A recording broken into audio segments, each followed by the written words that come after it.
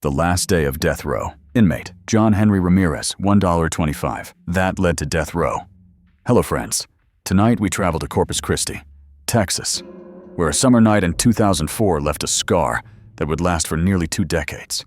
Pablo Castro, a father and convenience store clerk, stepped outside to take out the trash, an ordinary task that became the moment his life ended. The man responsible was John Henry Ramirez, a former U.S. Marine whose fall into addiction drove him down a path that led to violence, flight, and years spent waiting for the state to decide his fate.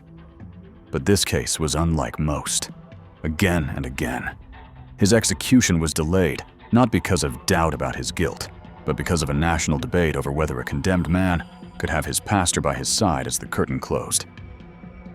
Tonight, we step inside his final 24 hours. Stay with me, and subscribe now to Deathwatch Diaries for more prison documentary stories you won't forget. John Henry Ramirez was born in Texas in 1984. As a boy, he seemed like any other child from Corpus Christi, raised in a working-class neighborhood, trying to find his place in the world. He joined the United States Marine Corps as a teenager, seeking structure and direction. But after leaving the military, his life spiraled. He struggled with poverty, depression, and addiction. Drugs quickly became his anchor, and by the summer of 2004, he was caught in a haze of methamphetamine and desperation. On the night of July 19, 2004, Pablo Castro was finishing his shift at a Times Market convenience store. He was a father, 46 years old, known by family and friends as gentle, dependable, and kind. Just before midnight, Castro carried a bag of trash to the dumpster outside the store. What he did not know was that Ramirez and 2 women, Angela Rodriguez and Cristina Chavez, were nearby. They had been using drugs, drinking, and running low on money. They decided to find someone to rob. Ramirez approached Castro carrying a knife. Witnesses later testified they saw a young man attacking an older man outside the store. Ramirez stabbed Pablo Castro 29 times. He searched his pockets and ran off with $1.25, the last of Castro's change. A customer who arrived at the store alerted the manager, and moments later, the heartbreaking discovery was made. Pablo Castro was gone, his body left beside the dumpster. The attack sent shockwaves through Corpus Christi. Witnesses stepped forward, including Mariano Cervantes, who had gone to school with Ramirez and recognized him during the struggle. Within hours, police captured the 2 women, but Ramirez fled. He crossed the border into Mexico, where he disappeared for nearly 4 years.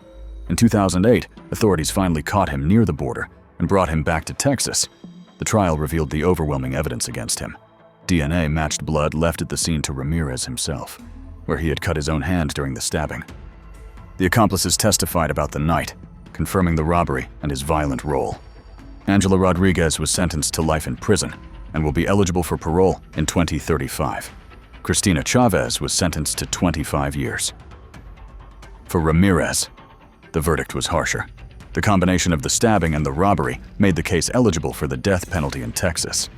In 2008, Ramirez was convicted of capital murder and sentenced to death. He admitted to the killing, but insisted it had not been a robbery. He argued that he had attacked in anger after being struck, not for money. Yet the evidence told another story. Pablo Castro's co-workers testified that he had only $1 and some change in his pocket when he left to take out the trash. After the attack, the money was gone. Witnesses recalled Ramirez reaching into Castro's pockets as he fell. In the end, the jury concluded that robbery was the motive, and that made the difference. Over the years, Ramirez's appeals were rejected. But his case became known for a different reason: religion inside the execution chamber. He asked that his pastor, Reverend Dana Moore, be allowed not only to be present, but to lay hands on him and pray aloud as he died. Texas prison rules did not allow such direct spiritual involvement. The state argued that only silent observation was permitted. Ramirez fought this restriction all the way to the U.S. Supreme Court. For years, his execution was delayed as courts considered whether denying this request violated his religious rights. The case ignited debate across the country. Could spiritual comfort in the final moments be denied, even to those society had condemned? In March 2022, the Supreme Court ruled in Ramirez's favor, declaring that Texas must allow his pastor to touch him and pray aloud during the execution. For Ramirez, this was not about avoiding punishment, but about the way he would meet it.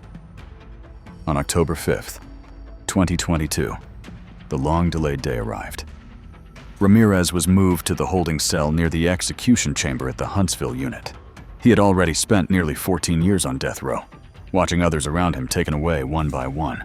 Now it was his turn. Guards described him as calm, quiet, and focused, spending most of his time in prayer. Earlier that day, Ramirez met with Reverend Moore. They talked about scripture, forgiveness, and peace. Unlike many others, he did not request a lavish final meal. In fact, Texas had ended the tradition of special last meals years earlier after controversy in another case. Instead, Ramirez ate the same standard prison food served to other inmates. The true focus of his last hours was not on food, but on faith. As evening approached, the chamber filled with witnesses. Among them were members of Pablo Castro's family, who had waited 18 years for this day.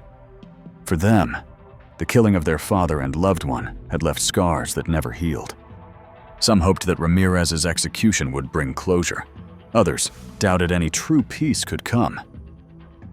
At 6:41 in the evening, Ramirez was strapped to the gurney. He was allowed to speak. His final words were directed to the Castro family. He asked for forgiveness and said he hoped they would find peace. He also addressed Reverend Moore, thanking him for his support. As the drugs began to flow, Reverend Moore placed his hand on Ramirez's chest and prayed aloud, his voice steady in the silent chamber. Witnesses described Ramirez closing his eyes, his lips moving in prayer as the chemicals took effect. Within minutes, his breathing slowed, his body stilled. At 6:41 in the evening, the warden pronounced him dead. The case of John Henry Ramirez shows how justice can be shaped not only by crime and punishment, but also by questions of faith and humanity. His execution was not just about the violence of 2000, but about the rights of the condemned in their final moments. Pablo Castro's family continues to live with the loss of a man described as kind, hardworking, and gentle. For them, no ruling, no execution, and no apology can restore what was taken outside that convenience store for a handful of change. Ramirez's last day was marked not by resistance, but by prayer. Whether that prayer brought peace to him or to the families who watched is a question only they can answer. For the rest of us, it remains a haunting reminder that even in death, the pursuit of justice is never simple, and closure is never guaranteed. The story of John Henry Ramirez closes on a note that is both sobering and complex.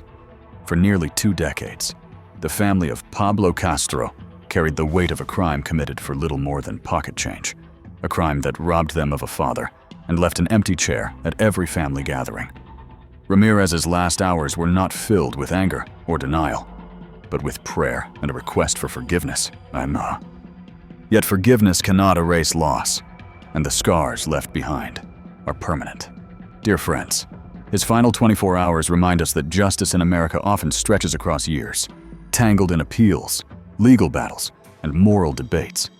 In the end, the curtain fell on Ramirez's life in silence, guided by the voice of his pastor. But the question lingers, does the law's final act ever truly bring peace? Share your thoughts below, and subscribe to Deathwatch Diaries for more prison documentary stories.